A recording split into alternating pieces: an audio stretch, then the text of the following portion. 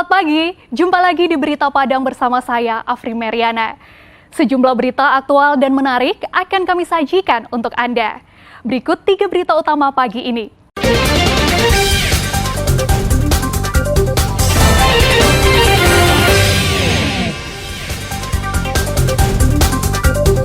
Hingga Minggu siang, Gunung Merapi masih erupsi, semburkan abu vulkanik hingga ke permukiman. Menyamar jadi pembeli, polisi tangkap 2 pemuda bandar narkoba di pesisir selatan. Panwascam 2x11 6 Lingkung, lakukan rekrutmen pengawas TPS.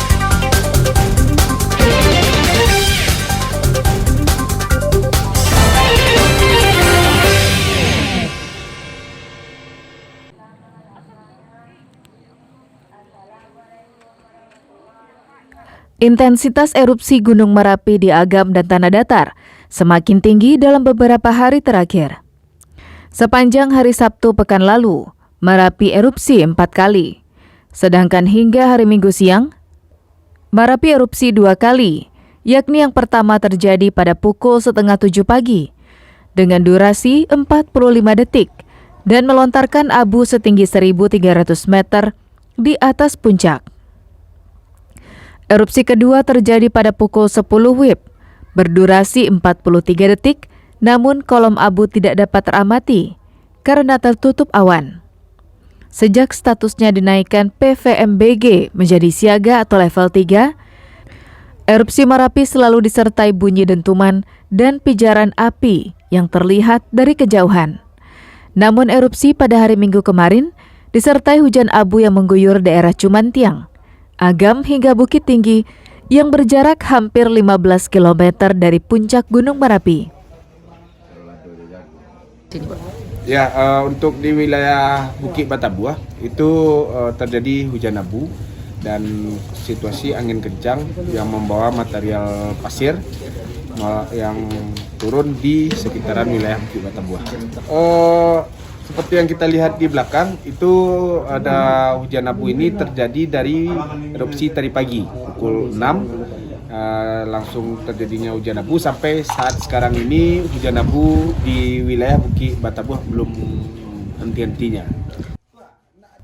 Semburan abu vulkanik berupa material pasir halus dirasakan sejumlah masyarakat sekitar Gunung Merapi hingga ke kota Bukit Tinggi. BPBD mengimbau masyarakat untuk patuh menggunakan masker dan pelindung mata agar terhindar dari gangguan kesehatan yang disebabkan abu vulkanik. Dari Agam, Dina Amrina melaporkan.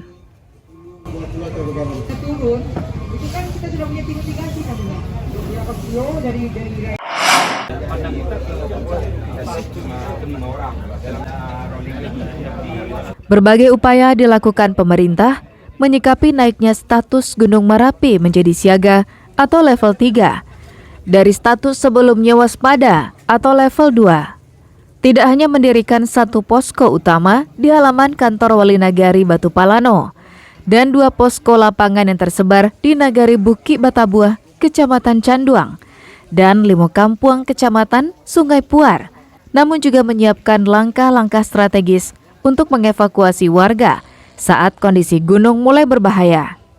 Dan Rem 032 Wirabraja, Brigjen Ryan Obersil, menginstruksikan Kodim Agam bersama Badan Penanggulangan Bencana Daerah Kabupaten Agam dan pihak terkait lainnya untuk segera membuat posko, jalur evakuasi, dan titik kumpul, serta menggelar simulasi bencana untuk masyarakat sekitar Gunung Merapi yang masuk dalam kawasan rawan bencana Merapi.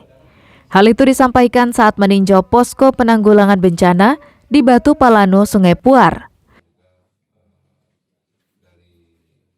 Terjadi Pak, kita pada dia naik level ini sudah kita ungsikan. Jangan nunggu dia terjadi. Gitu. Dan itu nanti akan disimulasikan oleh Dandim dengan kepala BPBD.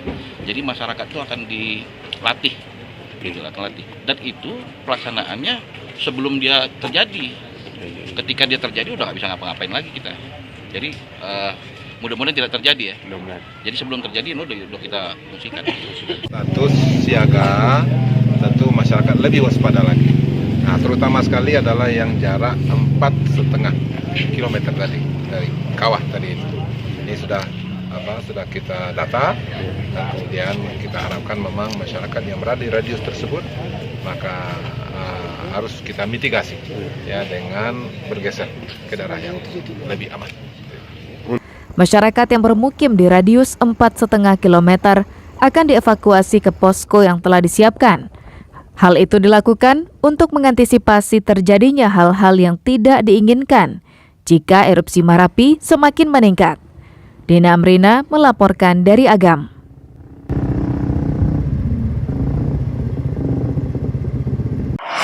Ini kita harus gerak cepat ya. Pasca ditingkatkannya status Gunung Marapi dari level 2 atau waspada menjadi level 3 atau siaga, pemerintah Kabupaten Tanah Datar mengadakan rapat koordinasi di gedung Aula Eksekutif Kantor Bupati Tanah Datar pada Rabu pagi. Rapat itu membahas kesiapan masing-masing organisasi perangkat daerah dalam menghadapi bencana erupsi Gunung Marapi. Selain membahas mitigasi bencana, rapat koordinasi juga mengkaji kemungkinan terburuk yang terjadi jika Marapi erupsi dengan hebat. Bupati Tanah Datar Eka Putra menegaskan, dalam video telekonferensi itu, Bupati menegaskan tidak ada lagi simulasi, tapi masing-masing OPD harus langsung ke aksi. Jalur evakuasi juga sudah harus ada dan jelas, serta segera disampaikan ke masyarakat.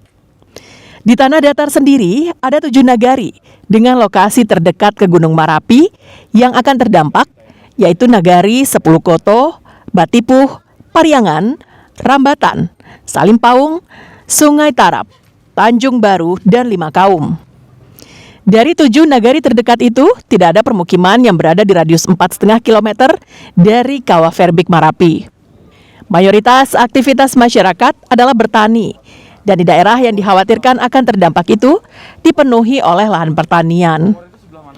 Pemerintah akan meninjau dan mengawasi aktivitas warga di radius yang telah ditetapkan tidak boleh didekati. Jadi dari 8 kecamatan, 49 nagari yang berada di selingkaran Gunung Marapi itu ada 7 nagari yang terdekat dengan atau terdepan yang dari jarak kawah di 3 kecamatan. Beberapa nagari yang kita lebih intens untuk menginformasikan kepada masyarakatnya karena memang masyarakatnya berada langsung dan dekat dari Gunung Marapi. Perumahan penduduk tidak ada yang berada di radius 4,5, cuma ada perkebunan. Jauh hari sebelumnya, pemerintah Kabupaten Tanah Datar telah membentuk Satgas Nagari yang akan menjalankan kontingensi bencana Marapi. Sri Luis melaporkan dari Kabupaten Tanah Datar.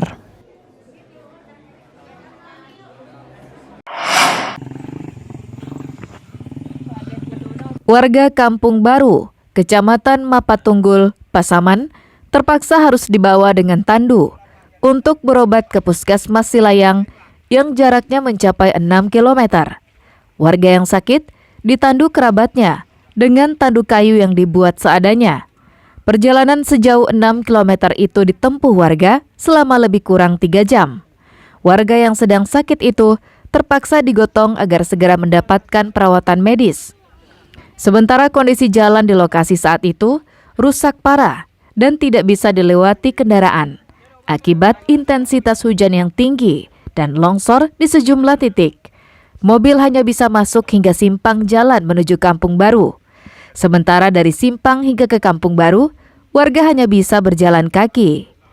Jalan itu hanya bisa ditempuh dengan sepeda motor yang telah dimodifikasi. Ya, kebetulan sekarang kan musim hujan. Kebetulan ada perbaikan jalan kan sekitar 5 kilo. Kebetulan hujan, longsor-longsor. Kebetulan masyarakat kami ada yang sakit. Itulah terpaksa kami tandu. Itulah satu-satunya jalan yang bisa kami lakukan. Dibawa ke Silayang, Puskesmas Silayang, ambil rujukan, dibawa ke Puskesmas Lubuk Sikaping. Masyarakat sangat berharap agar perbaikan jalan oleh pemerintah segera dilakukan, agar mobil bisa masuk ke kampung mereka dan mereka juga bisa menikmati pembangunan sebagaimana yang dirasakan oleh warga di daerah lain. Sri Luis melaporkan dari Pasaman.